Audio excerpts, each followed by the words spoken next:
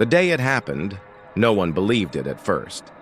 It was one of those stories that sounded too outrageous, too perfectly ironic to be real.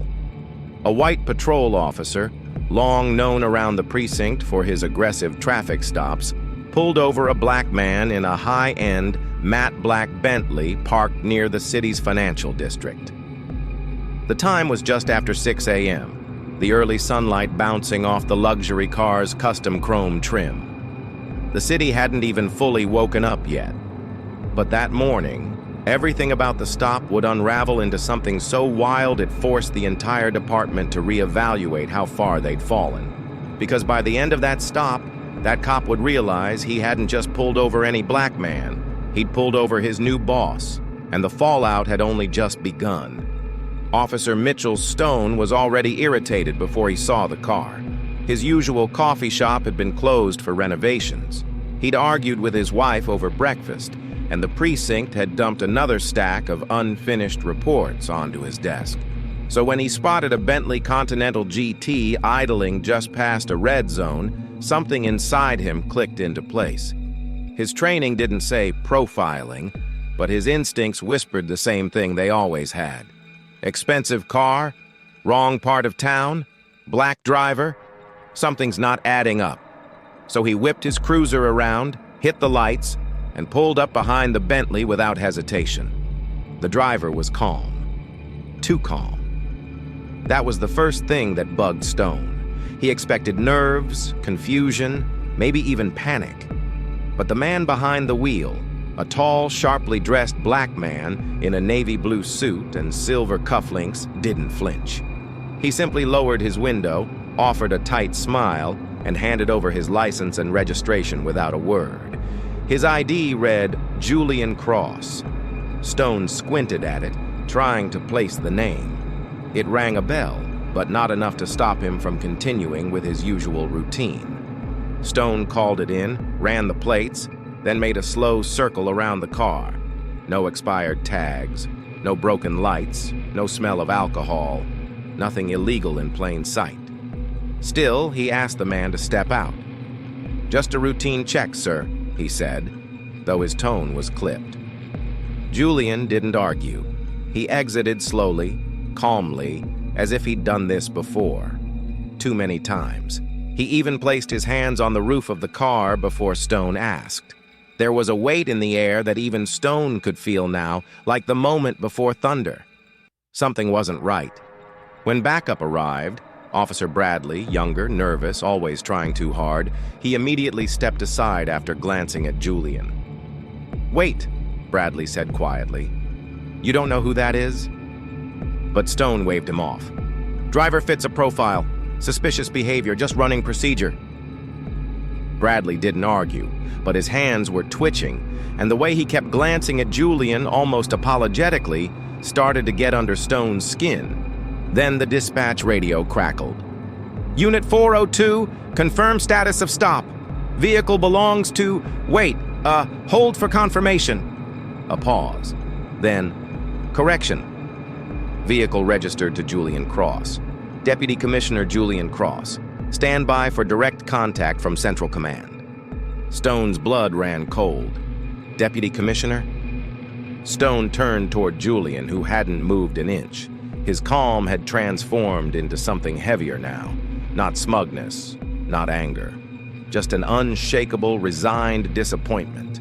Like a teacher catching a student cheating on a test he already had the answers to.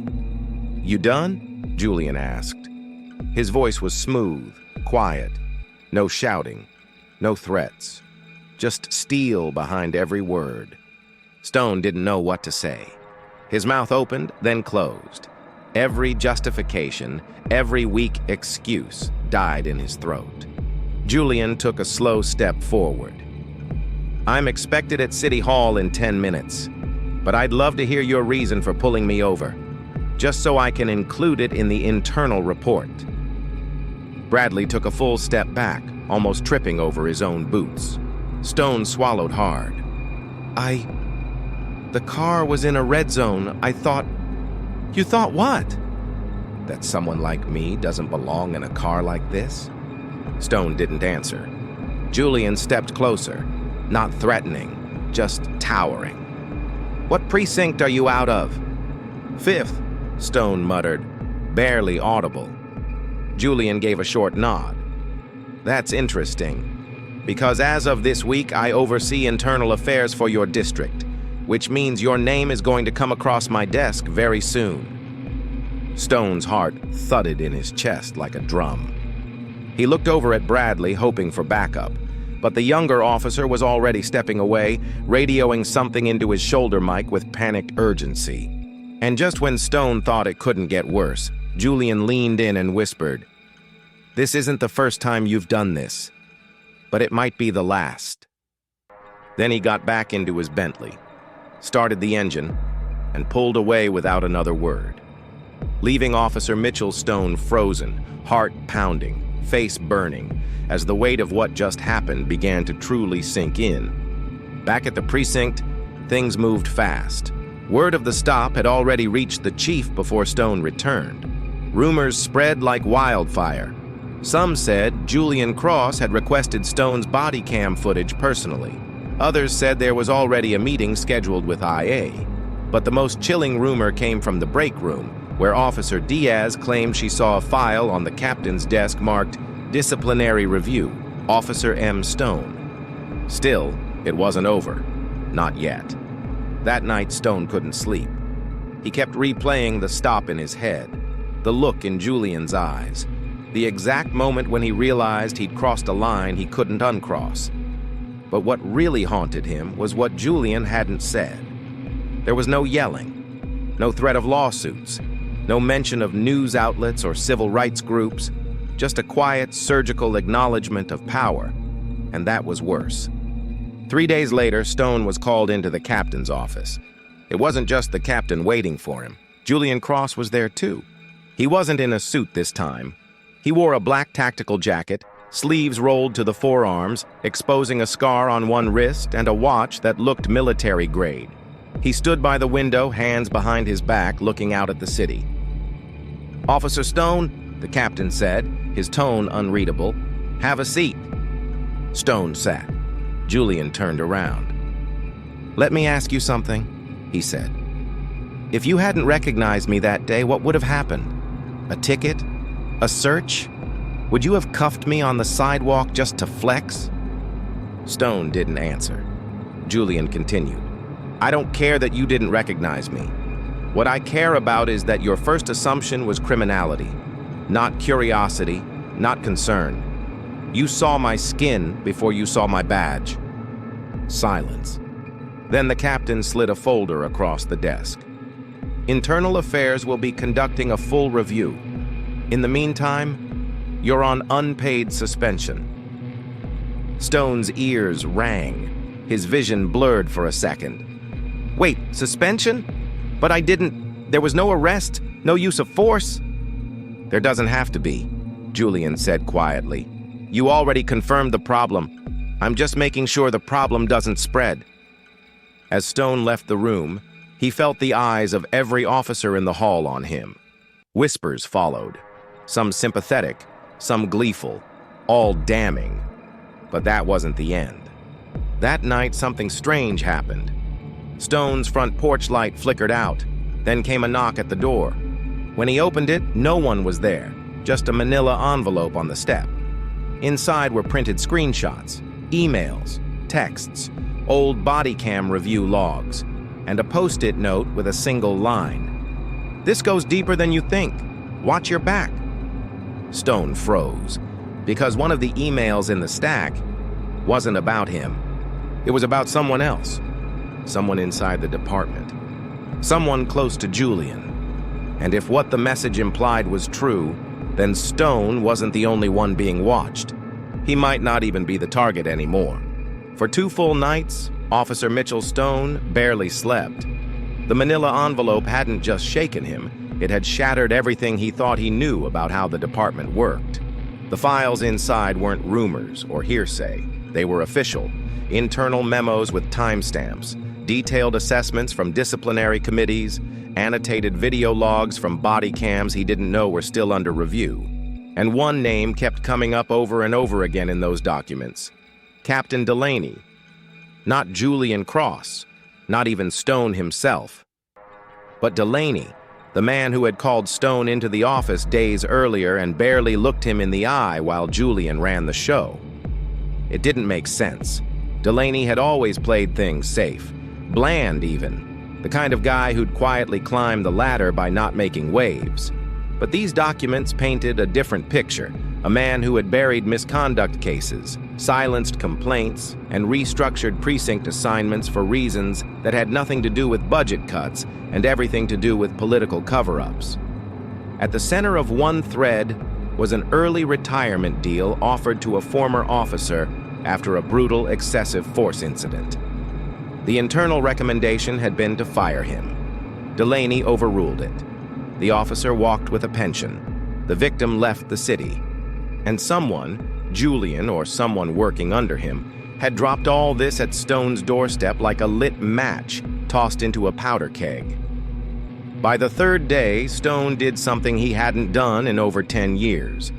He called his old academy buddy, Devin Miles. Devin had left the force early on and now worked private security for a federal contractor. They hadn't spoken in nearly a decade, but Devin didn't even hesitate when Stone explained the envelope. "You're being baited," Devin said. "Either they want you to act on it or they want to see who you show it to. Be careful." "Why me?" Stone asked. "Why not leak this to the press?" "Because the moment this hits the media, it becomes about corruption at the top. They're not ready for that. Someone's trying to take Delaney out without making it look like a takedown. They needed someone already in trouble, someone who could be painted as vindictive if it all goes sideways." Stone knew what Devin meant, but it didn't make it easier to hear. He was a pawn. No, worse than a pawn. He was a disposable weapon. Later that night, Stone sat in his car in the precinct parking lot, watching officers come and go, laughing, talking, untouched. He glanced down at his dashboard, then at the envelope again, now dog-eared and worn from his constant flipping through it. Then he saw her, Detective Lena Rourke, smart, sharp, a reputation for honesty that had made her friends in high places and enemies in higher ones. He rolled his window down as she passed. "Detective." She turned. He leaned out. "You ever heard of Operation Halberd?" Lena's face changed in an instant. Her casual stride paused, her jaw clenched, and she scanned the lot before walking over. "Where'd you hear that name?" "I've got paperwork," Stone said. "Internal files. Looks like a cover-up tied to Delaney. Retirements, hush money, threats." Lena stared at him, unmoving. "You got a death wish?" "I got a target on my back. I figure they're about the same size." She got in the passenger seat without another word. For the next hour, they talked. Quietly. Urgently. Lena had already suspected something was off. She'd filed 2 different reports over the last year that vanished into the abyss of pending review. One involved a narcotics bust where the body cam footage never synced with the department server. The other was a harassment complaint against one of Delaney's longtime allies, dismissed within 48 hours. Lena didn't have proof, only hunches, until now. The files Stone received filled in the blanks. They connected precinct-level rot to decisions made higher up. What was terrifying wasn't just how deep it went, but how strategic it all was. Every move had been calculated to keep the chain of command intact while letting corruption slide through the cracks just wide enough to breathe, but not to be seen. They needed leverage. They needed Julian, which meant Stone had to go back to the one man he'd wronged worse than anyone. The next morning, Stone showed up outside City Hall. He wasn't in uniform, just a black hoodie, jeans, and a hat pulled low. A security guard moved to block him, but Julian's aide, a petite woman with sharp eyes and a clipped voice, recognized him immediately. "He's expected," she said, without even checking a list. Inside, Julian was seated behind a glass desk, looking out at the skyline. He didn't turn when Stone entered. "You've got 2 minutes," he said. Stone stepped forward. "You left the envelope." Julian finally turned. "I didn't, but I know who did." "Why?" "Because we're cleaning house, and some rooms are harder to reach." Stone hesitated. "You knew I was going to pull you over that day, didn't you? That wasn't an accident." Julian's expression didn't change.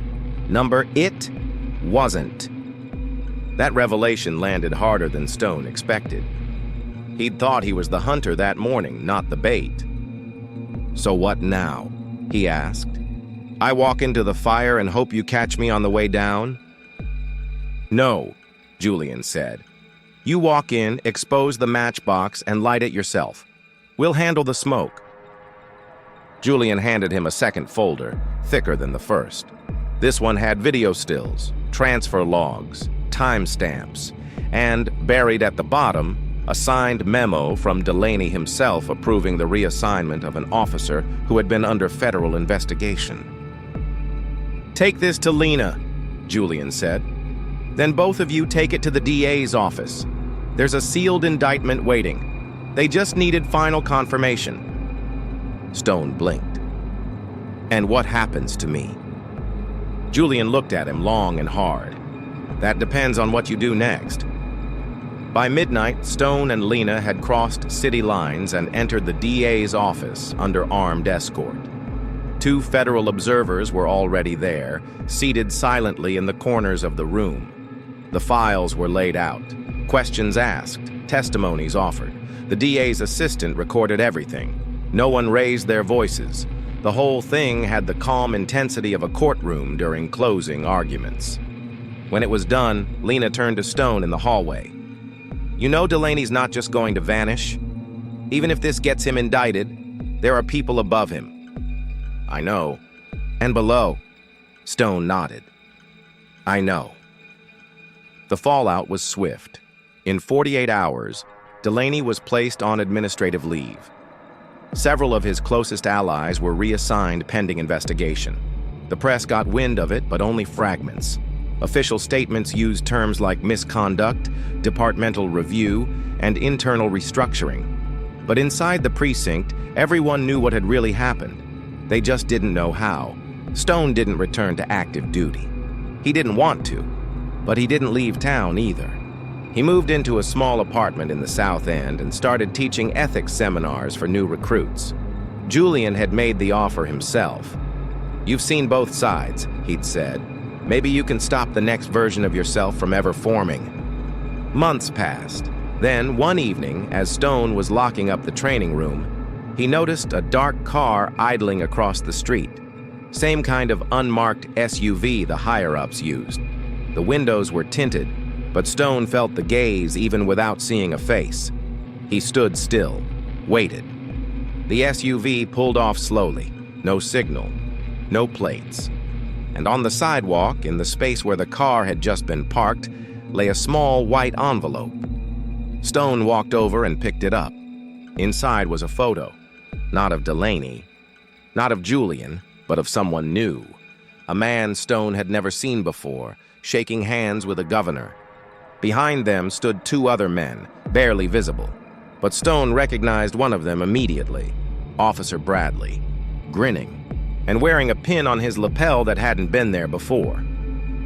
Stone's stomach dropped. Because whatever this was, it wasn't over. It had only just begun.